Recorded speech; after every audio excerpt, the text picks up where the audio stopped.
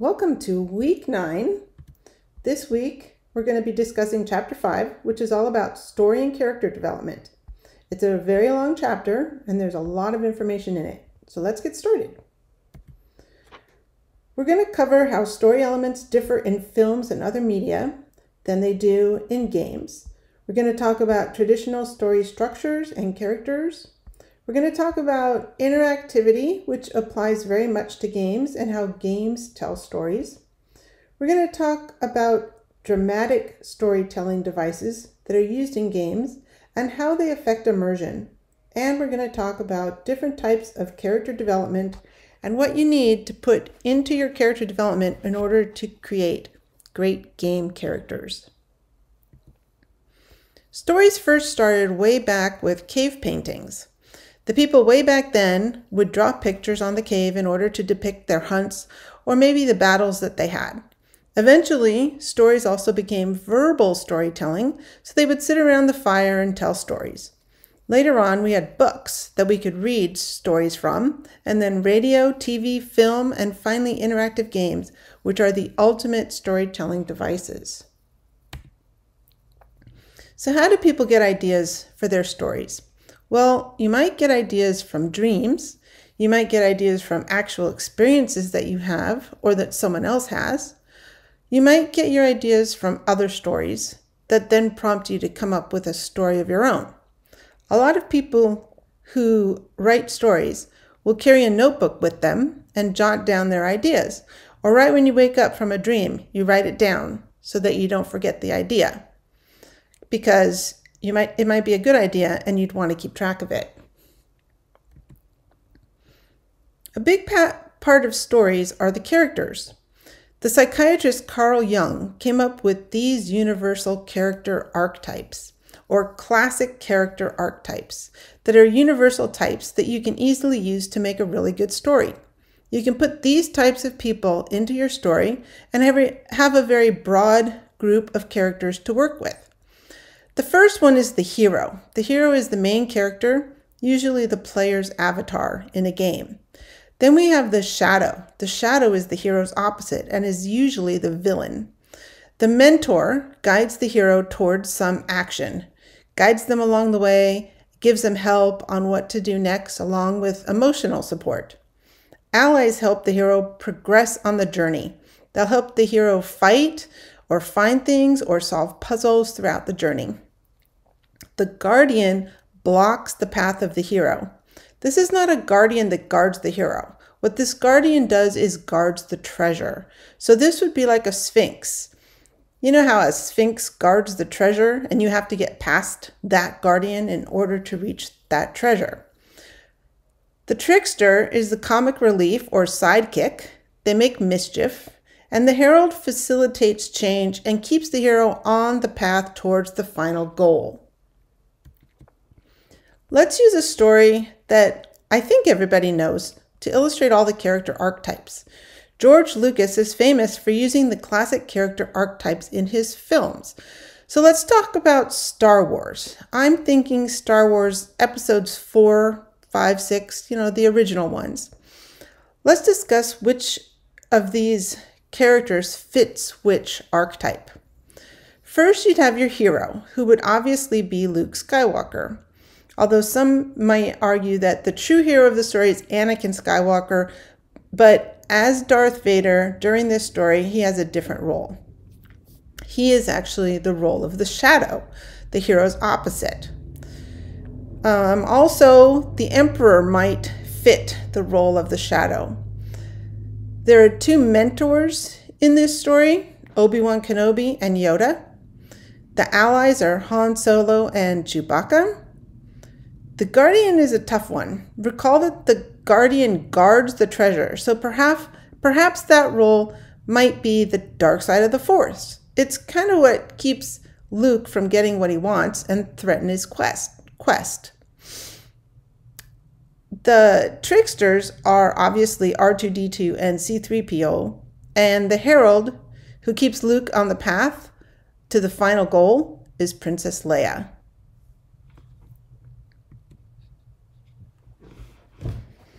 Another way you can classify characters is just kind of more in a generic way. You can simply have a protagonist, an antagonist, and supporting characters. The protagonist is basically the main character or the hero of the story, and the story is usually told from the protagonist's point of view. The antagonist is the hero's opposite, usually the villain, but not necessarily. The antagonist might just want something else or something opposite of the hero and is trying to get to it. You can also have co-protagonists, so you can have two people that are working together in the story towards the same goal. Or it might be two players working together in a game. Finally, you have supporting characters, who would be all those other characters in the story. They could be good characters or bad characters, and they just are there to support the story and make it more interesting. You can be very creative with your antagonists. And in fact, there are different types of villains that you can create to make your stories more interesting. First, we have the transformational antagonist.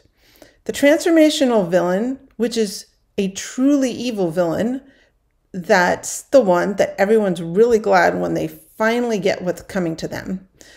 Then there's the mistaken villain. That's the one that you think is the villain, but ends up not being the villain. A lot of murder mysteries tend to use this type of villain to confuse the audience. So you have to create the character so that it seems like a villain, but it's really not the villain. An exaggerated villain is a larger-than-life villain like Dr. Evil or the Joker. And then there's the realistic villain. This is the hardest one to create. They seem innocent, they're the nice neighbor next door, but they're actually the villain.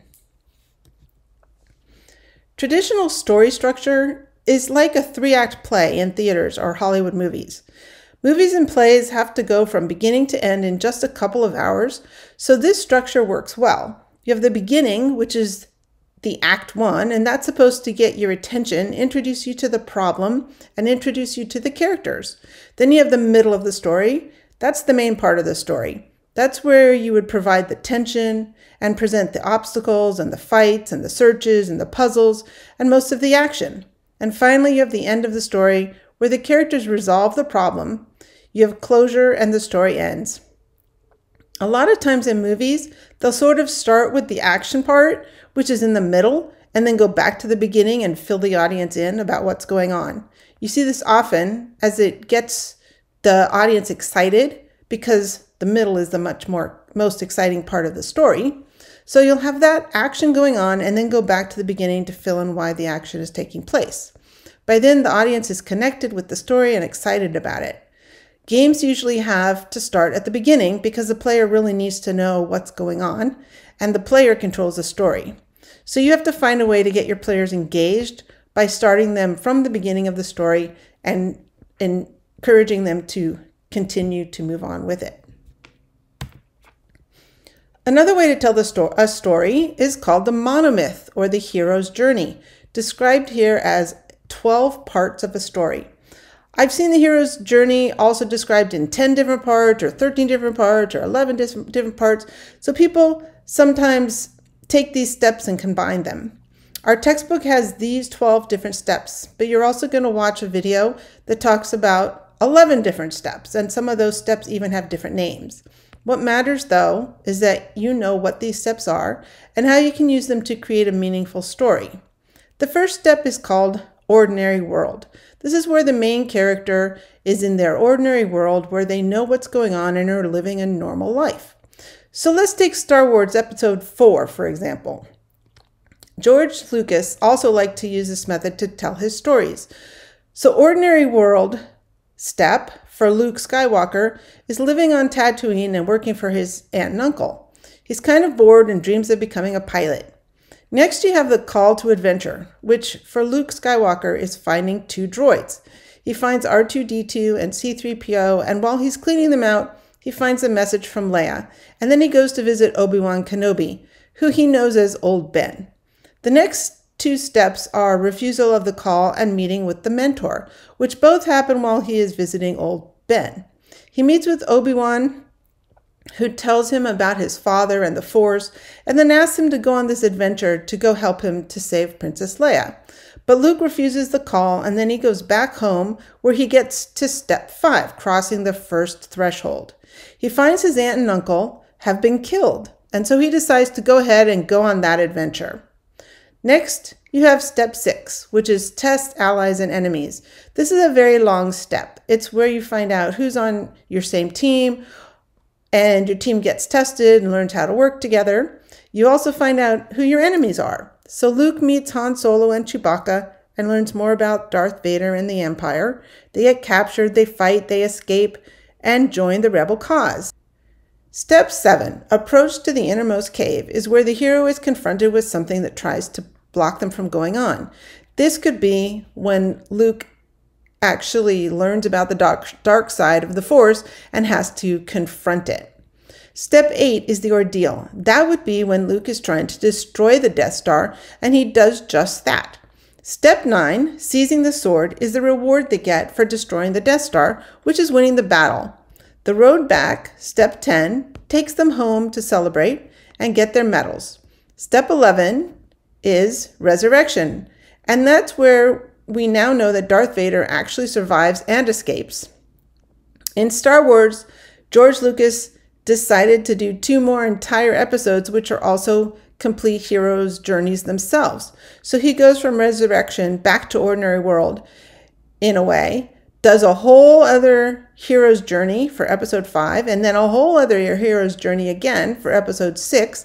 And finally, at the end of episode 6 is really where Luke returns with the elixir of step 12. Peace and order have been restored to the world, and everybody lives happily ever after. Using the hero's journey or monomyth as the basis of your story gives you a way to create a great story by just figuring out how to put your main character through all these steps, and from that come up with a great story. There are many other examples of this story-making device. Just look at most Disney movies like Aladdin, Brave, and Mulan, for example. You can also create great stories by just understanding some basic story elements.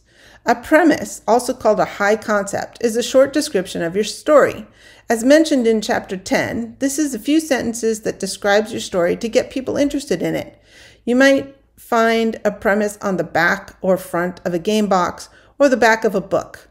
The backstory tells you everything that's happened before the story actually started, like in Star Wars, where they give us a long time ago in a galaxy far, far away, and they fill you in with what's been happening. This might be a good thing to put in a tutorial for a game, or possibly a cutscene at the start. A synopsis is a longer description of the story. Here you basically tell the entire story without all the details, but whoever reads it will know the basic story from beginning to end. Your story might have a theme, which underlines what the story is really about, how the characters will relate to each other, or perhaps if there's a lesson to be learned. Zombie apocalypse, an amnesia story, and good over evil are all examples of themes. Finally, a setting is important to know where your story is taking place, the world that the characters live in. The plot is the story as it's unfolding, and here are some ways you can make your plot interesting. One is balancing for conflict. Balancing for conflict means your characters are always on the brink of disaster. Maybe they can get past it, or even though it seems like there's no chance of escape, they are able to escape. So you want to balance the conflict so that you don't make things too hard, but you don't make things too easy. This is especially important in game stories, so that players feel challenged, but also feel they can succeed when the going gets hard. Shifting focus is where the story shifts from one storyline of characters to another to make things more interesting. In games, players maybe have different paths they can follow throughout the game so that their specific story is different than anyone else's. Just make sure that your player always has a way to get back to the main story path. Foreshadowing events is a big story element that's used often, especially in movies and books, but we also see that in games. You have to make sure that your players can suspend their disbelief and believe that they are in a real world. Another option is to use realism by putting some things that are real into your story to kind of help the players suspend their disbelief. So those two kind of go hand in hand. There are some story devices that are very specific to games, starting with interactivity. Interactivity means the players are interacting with the game. They interact with the story so that the player actually creates the story, and you don't get that in movies and books. There are a few books where you can create your own mystery by choosing which page to go to next, or maybe choose a particular ending to a movie, but it's not like a game where it's completely interactive. Games can also be non-linear, meaning there can be several paths through the story. As we've spoken about, the story would be different for each person who plays the game. Players control which direction they want to go, and there might be multiple different paths in the game, which is not possible in books and movies. Obviously, the stories in games are under player control. The player completely controls the story, where they can pick their characters, choose the path they want. Sometimes games even offer player dialogue choices, allowing for even more control over the story. A collaboration tree or dialogue tree is created to show all the different paths of dialogue in the game story. This is a design tool to pictorially show what happens with each dialogue choice. Game stories also use immersion, cinematics, and scripted events. Games are extremely immersive, and while you can be immersed while watching a movie or reading a book, it's not like a game where you are physically taking part in the story and totally immersed in it. Cinematics would include things like cutscenes. You have to be careful with cutscenes because they can actually affect the immersion of the game. If you pull someone out of the game to watch a cutscene, they're no longer immersed. They're no longer in control of the story. But it's okay to have some cutscenes. Just make sure to balance whether the cutscenes really add to the story and whether you need the cutscenes at all. You don't want to affect the player's immersion too much with your cutscenes, and you certainly don't want to put too many cutscenes in because then the player just feels like they're watching a movie.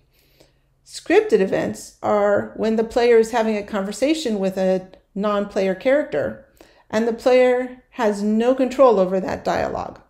However, scripted events can be good to give backstory, to give more information, to redirect the player, or show the path where they need to go next.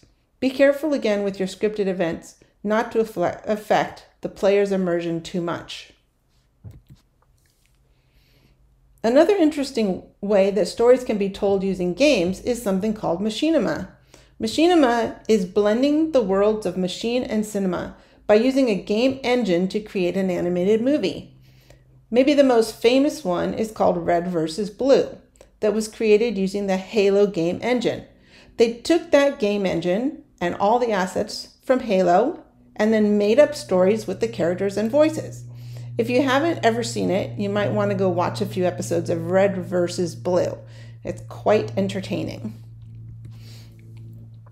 Game characters are obviously the characters that the player is going to either be controlling or interacting with in the game.